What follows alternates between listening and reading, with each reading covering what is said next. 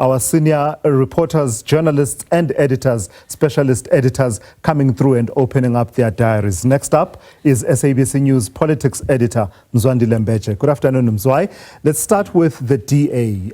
There's a story about a assessment that's coming through from the ANC that's talking about the potential of the DA tabling a motion of no confidence in the president. And I read that Fikile Mbalula describes it as it would be a weapon of mass destruction if they did that. Yeah. So they're going to have a presser, are they? And do we know what they're going to address?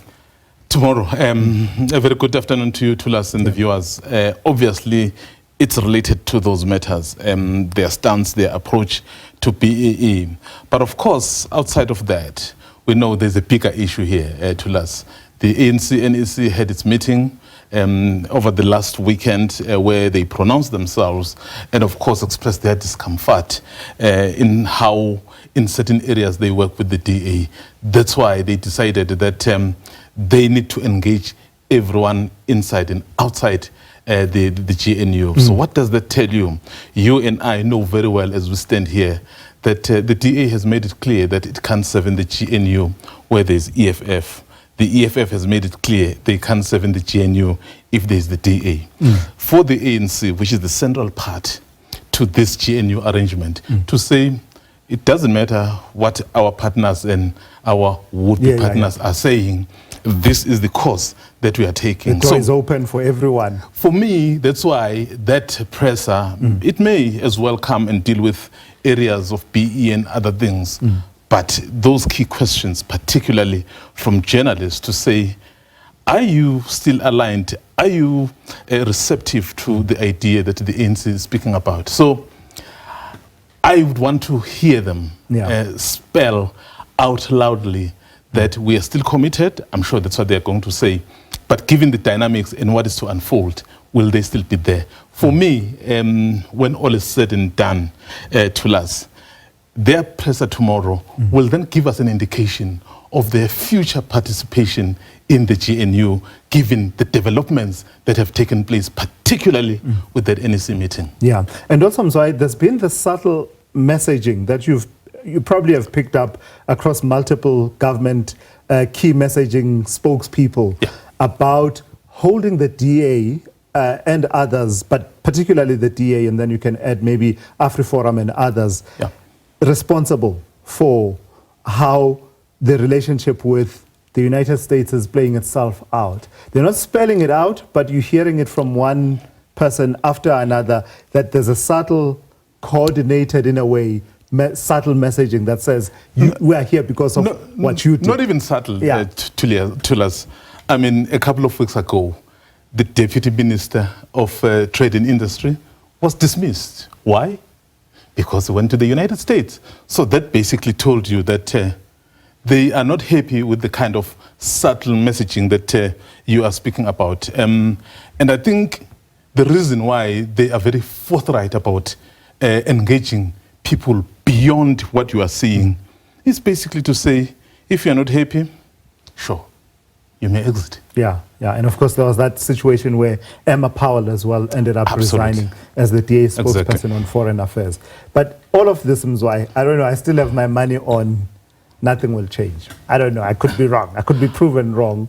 We've been here before, multiple times where it looks like this is it, this is the Rubicon moment, but they just never cross. I think at some point, maybe not now, maybe not in the immediate future, but at some point that Rubicon shall be crossed somehow. Because you can't stay with tensions forever. At some point, Tulas, it has to break. They break. So maybe tomorrow could not be that moment. Sure. Because some of the questions that will be put to the DA is about the dialogue. Remember, they've taken a decision of withdrawing.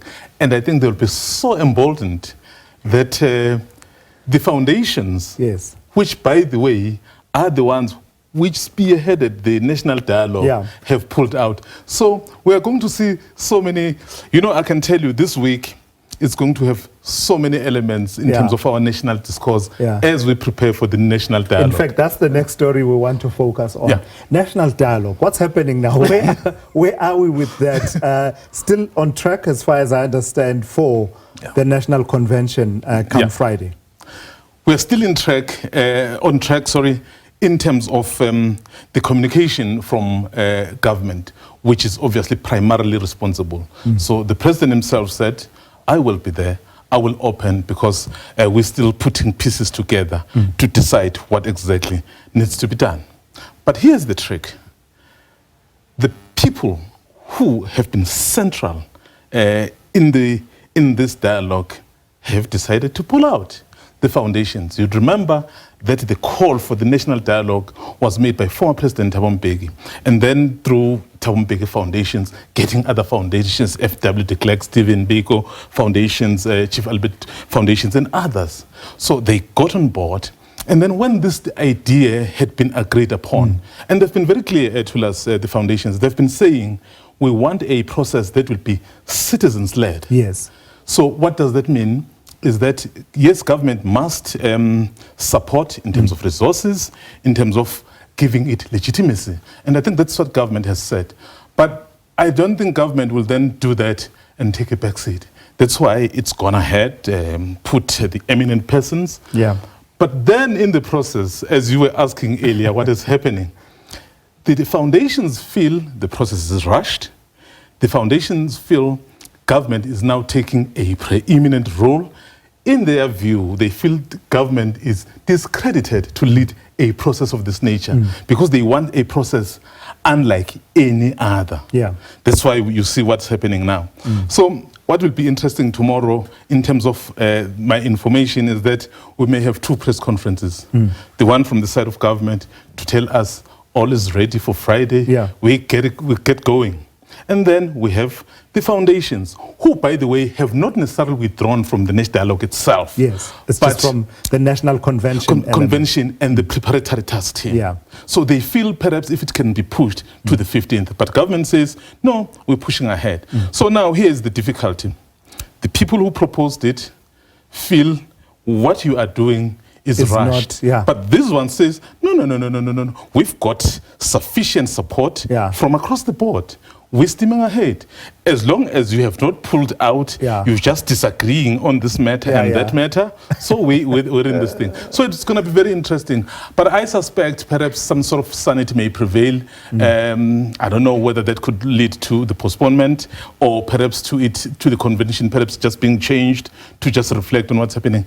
But it's a very interesting situation. The president says already invitations have gone out to 750 organizations. So and that's the thing, because South Africans will ask the question, yes, the government is there, yes, the president is there, and all those eminent persons. But then those who had been at the forefront to say we need this are saying, we don't agree with you. What sort of message? I would hope the foundations and the presidency and every stakeholders perhaps engage even further in terms of optics to us, you know very well. Not just optics, Mzwai, as a parting shot. I mean, I've just been thinking about if you want it to be a national dialogue that leads to the buy-in of everyone, a social compact going forward, you kind of want all voices in the room. You want not only the voices that agree with you, and my worry, and I don't know, maybe it will be addressed in the coming days, is that unless this issue, this element is addressed, you might end up with a dialogue of people who agree with one another, and the critical voices are actually outside of it. So that will be unfortunate because, I mean, from the 15th of August, so what now? So that will be the question. But of course, I think the president himself, the current president, did speak about social compact earlier on, and I think he is seizing this moment as well, and then of course wanting to involve as many citizens. But we know many other political parties are opposed to this. So that's the other element. I think a lot more perhaps thinking and engaging is still needed in this regard, because you want a social compact that involves every South African agreeing or disagreeing. All right, Mzwai, I've indulged myself a little bit more than I should have with you. Thank you for coming through. That's Mzwandile Mbeje, SABC News politics editor, just opening up his diary.